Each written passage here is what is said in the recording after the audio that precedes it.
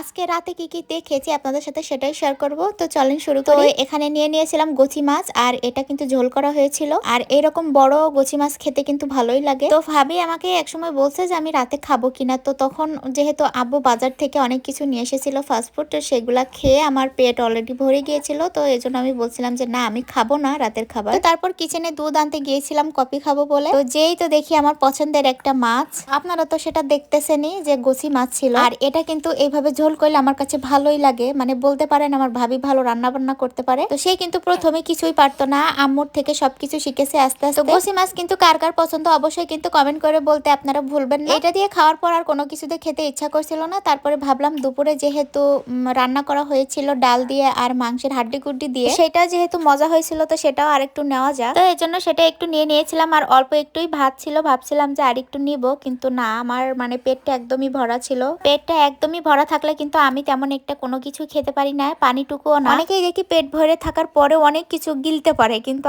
আমি ভাই ওইরকম না, মানে অল্প কিছু খাইলেই মানে আমার তৃপ্তি ভরে যায়, যদি সেটা আমার পছন্দের কিছু হয়। আলহামদুলিল্লাহ, এই ছিল আমার রাতের খাবার।